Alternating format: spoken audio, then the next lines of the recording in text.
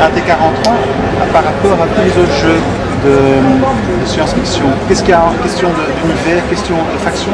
Alors en fait déjà il y a une particularité industrielle sur la forme du jeu, parce que jusqu'à maintenant, dans le jeu de figurines, quand on faisait de la science-fiction, les figurines étaient en plastique et c'était souvent assemblées comme des maquettes de modélisme. Rackham a fait le choix de proposer un jeu où les figurines sont déjà pré-montées, pré-peintes, pour que plusieurs jeux soient instantanés. On ouvre la boîte, on sort les pièces et on peut jouer tout de suite. Et on a fait un jeu qui est en difficulté croissante, qui permet justement d'avoir une relation plus rapide à l'objet figurine. En termes d'univers, ce que ça a de différent, c'est qu'on n'a pas cherché à se positionner par rapport à notre monde.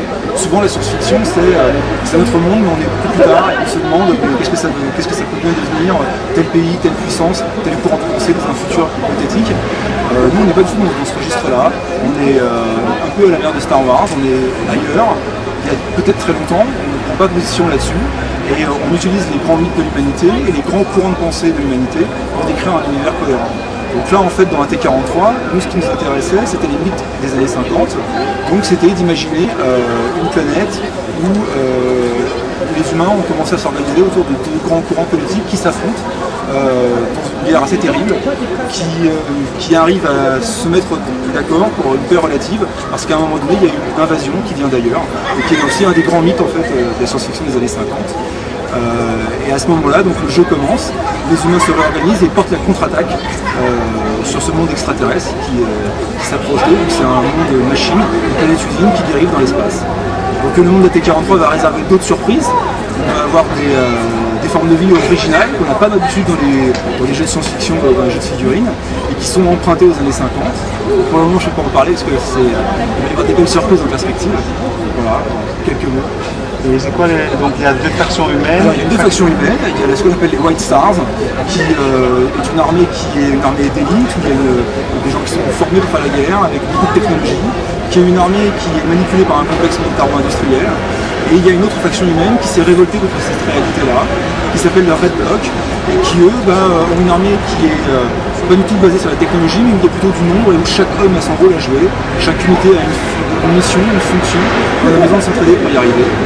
Et ces deux groupes humains donc s'affrontent sur leur planète, ils s'affrontent aussi dans leur colonie à l'échelle spatiale, et ils sont alliés pour combattre une invasion de Terrians, qui sont des androïdes, des machines, qui semblent être coordonnées par des intelligences artificielles, étranges, on ne sait pas grand chose, et où on va découvrir peu à peu qu'ils ont sans doute cherché à coloniser d'autres mondes et non plus détruire.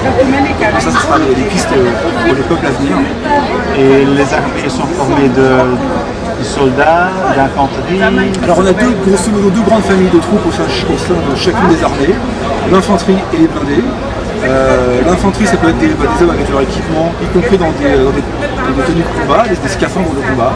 Les blindés c'est beaucoup de robots en fait, articulés, humanoïdes, ou alors qui évoquent des formes que l'on connaît sur la Terre. Donc, par exemple le robot de nos extraterrestres, il a 4 jambes, il se déplace un peu à la manière d'un insecte.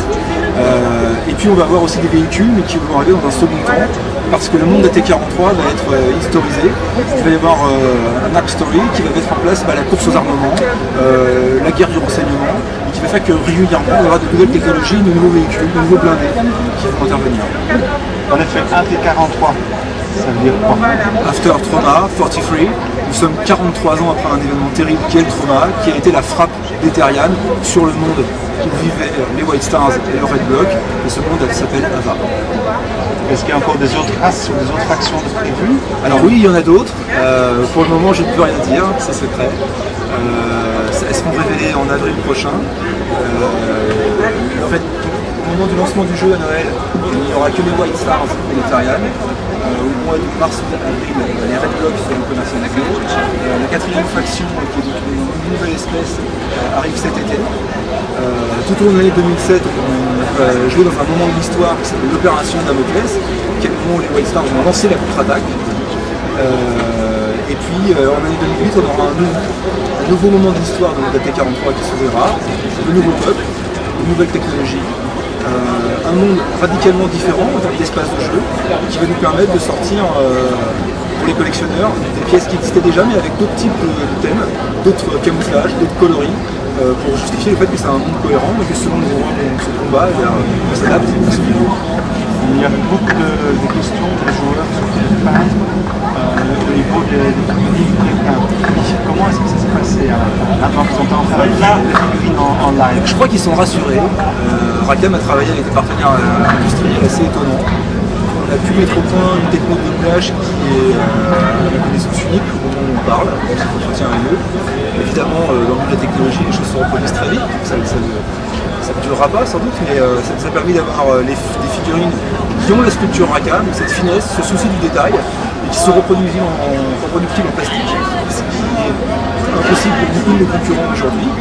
On est prémonté, prépeint parce qu'on est convaincu que déjà en science-fiction, on a un rapport différent à la figurine. Quand on est en Heroic Fantasy, le fait d'avoir des pièces en métal, le fait d'avoir un rapport qu'on pourrait qualifier de viril avec la pièce, participe au côté guerrier de l'Heroic Fantasy.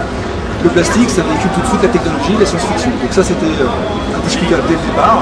Le prémonté de prépeint, c'est parce que c'est leur temps, parce que les gens ont envie de jouer avec des figurines comme ça. La raison est simple, on a tous de plus en plus de loisirs, de plus en plus d'activités, beaucoup de travail. Il faut des jeux qui soient accessibles très rapidement pour avoir un plaisir immédiat. Donc le prémonté prépeint s'est imposé sur cette voie-là.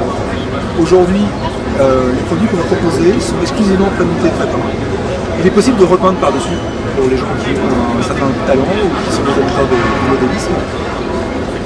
Peut-être plus tard, ces figurines sortiront en grappe, en pièces détachées, à assembler et à monter. Pour le moment, c'est pas l'ordre du jour parce qu'on ne peut pas tout faire à la fois.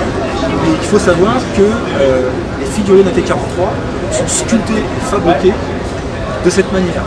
C'est-à-dire que finalement, le jour où on décide de sortir une pièce existante en prémonté prépeint en grappe, on n'a rien à faire, on a fait moins de choses à faire lorsqu'on sort le produit prémonté prépeint. Donc ce sera possible.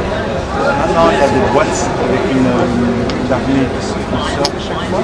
Est-ce qu'il y aura aussi des blisters avec chaque figurine un héros? Alors, là, il y a une première boîte qui va sortir à Noël, qui est l'opération Damoclès, qui est en fait une boîte de jeu 1 contre 1, c'est-à-dire c'est deux factions qui s'affrontent, Tarian et Wild Stars. Il y a un livret qui introduit les règles en 6 missions, qui sont didacticielles en fait, pour arriver à une synthèse des règles du jeu, où les gens pourront faire comme ils l'entendent. Suite à cette sortie, ce que contient la boîte va sortir en éléments séparés pour que les gens qui n'ont pas envie d'acheter deux factions tout de suite, qui ont envie d'acheter deux fois des troupes et ou deux robots mais une seule fois des troupes, puissent le faire. Donc ça va être décembre, janvier. Dès janvier, février, il va y avoir des troupes nouvelles, donc les mêmes avec des équipements différents pour varier la stratégie. Des troupes nouvelles comme les scaphandres, ils vont arriver très très vite. Les robots vont ressortir avec un armement différent pour de la variété. Donc ça sur les Wild Stars et les Tarian jusqu'à février-mars. Sur la question des blisters, on recherche en ce moment comment on va faire les choses. Parce qu'on a envie que le jeu soit le plus prêt à jouer possible. Et dès lors qu'on est en plastique prémonté prépeint, il y a quand même de très gros investissements qui font que on n'a pas encore au moment où je vous parle la solution. Il y a plusieurs choses envisagées. Une des solutions envisagées, c'est de proposer des personnages prestigieux ou modélistes qui vont aussi par exemple place pour en détail, côté à la fin, mais qui ne seront pas essentiels au jeu, qui sont vraiment des accélérateurs de jeu pour les hardcore gamers. L'autre solution, c'est de proposer des boîtes thématiques qui rassembleront plusieurs personnages qui vivent dans une même armée cohérente et qui ont tous un rôle. Vous faites une espèce de boîte d'état-major ou de chaînon de commandement avec les héros de cette faction. C'était les deux pistes envisagées aujourd'hui. Au moment où on parle, j'ignore laquelle c'est choisi.